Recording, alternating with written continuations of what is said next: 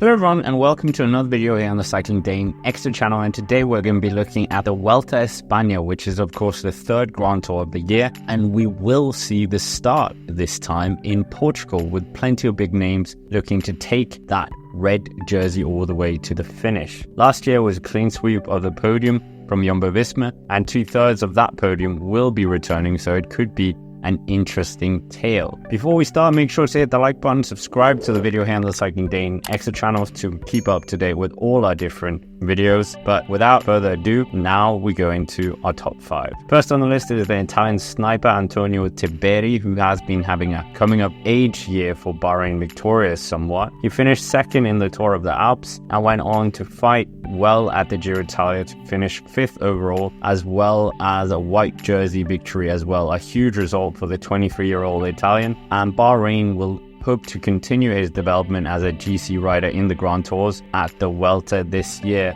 And leading up to the race, he hasn't had the strongest result. He did manage to finish 3rd in a time trial in the Vuelta Burgos, but he does come with a bit of experience at the Vuelta España, as he was there in 2022 and in 2023, where he did very well to ride in services of Mikel Landa at the time, and he will hope the experience he gathered both at the Giro this year and at the Vuelta last year will certainly help him to do a big result once more, and maybe another top 5 can be on the cards, or at least a top 10. Next on the list we have the 2020 runner-up at the Vuelta España, which is of course Richard Carapaz, who is a rider who has finished on all the Grand Tour podiums in his career already, but has had a bit of a rough patch since he joined EF Education EasyPost. Nevertheless, Carapaz had a great final Vuelta España for Ineos Grenadiers, where he managed to win several stages and win the polka dot jersey, similar to what he did almost at the Tour de France this year. Not quite being so affluent at winning stages at the Tour, but certainly was up there in the mix and took a stage win, and even went on to win the polka dot jersey, becoming the first ever Ecuadorian to do so, and even had a stint in the yellow jersey as well. It feels like the old Carapaz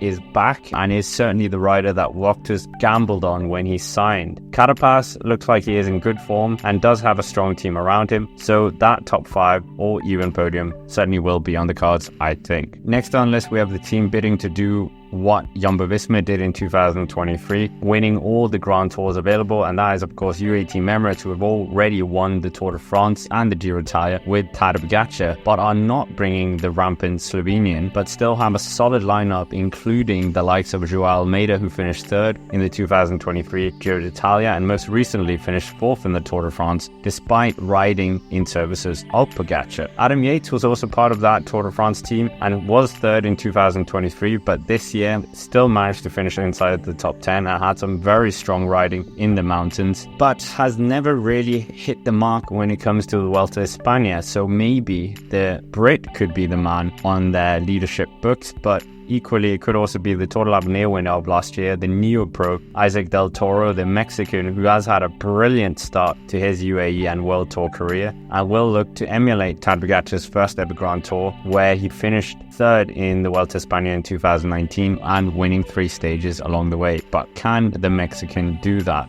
as well? But aside from that, the team has an embarrassment of riches, even with very strong domestiques as well, including the likes of Pavel Sivakov and Brendan McNulty, very strong climbers, and even the returning Jay Vine, who has had a bit of a rough journey this year after sustaining a very serious injury. So good to see him back. But who will UAE Team Emirates put their faith behind for the hunt of the Vuelta España? That is anyone's guess, as we still haven't had UAE Team Emirates in this iteration win the Vuelta España. So is this going to be the year? Before we come into the top 2, just some other riders of note. We have Mikel Landa, who did very well in the Tour de France this year, finishing inside the top 10 and working really well for Remco Evenepoel as well. We even have Ainel Rubio as well, who was up there in the mix in the Giro d'Italia and got a top 10. And we have Ben O'Connor, who managed to just miss out on the podium, but certainly is a very strong candidate as well for AG2R decathlon in his final ever Grand Tour for them before he moves to Jayco Ayula. But if you want to see more about that, we of course have our transfers talk series about all the transfers going on. Anyways, now coming to the number 2 of this list, and this is of course last year's surprise winner of Sepp Kuss, who finished ahead of his 2 teammates of Jonas Vingegaard and Primoz Roglic, despite a bit of controversy on the Angler route. Sepp Kuss had a so-so season and was not able to take part in the Tour de France, where he would be riding for Jonas Vingegaard because of illness, and has had enough time to recover, so he will be the rider leading Team Visma Bike for this Grand Tour. Kuss showed great form lately as well, winning the Vuelta a Burgos, and the Visma Bike team around him looks to be very strong, which includes the likes of Wout van Aert, Ben Tollett,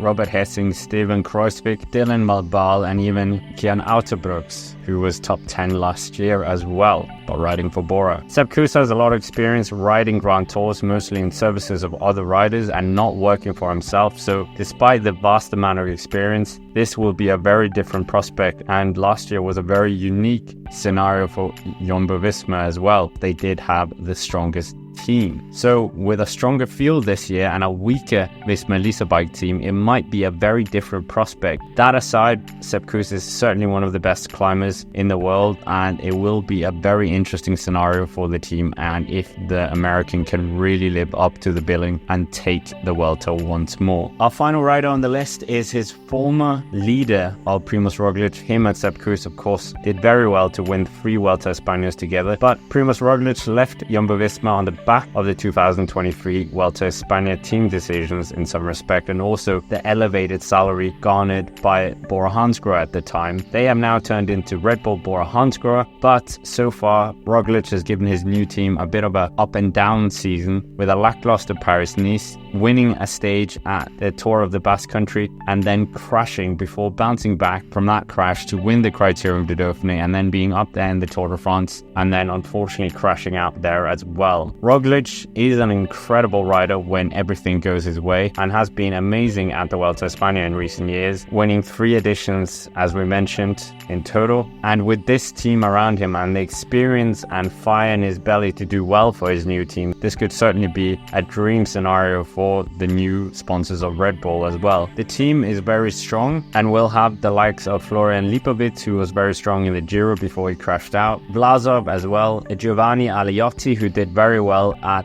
the Tour of Slovenia, where he managed to secure the victory after winning on stage 3 and riding very defensively as well on the final 2 stages. But as well, Dani Martinez, who managed to finish 3rd on the Giro d'Italia podium, also is part of that team. So it's a very strong team on paper. But can Primoz Roglic win that 4th and record-equaling Vuelta España title? That remains to be seen. He certainly is the biggest name on the start list, with no Tadej Pogačar, no Jonas Vingegaard, and no Remco Evenepoel. So who would bet against Primoz Roglic potentially winning his 4th Vuelta España title? But anyways, with that, that's basically it for this video. Make sure to hit the like button and subscribe to the channel here on the Cycling Dane Extra. And of course, as always, let us know what you think of this top 5, and be sure to check out all our other Vuelta España videos coming up this week. But for now, thank you for watching, and I will see you around.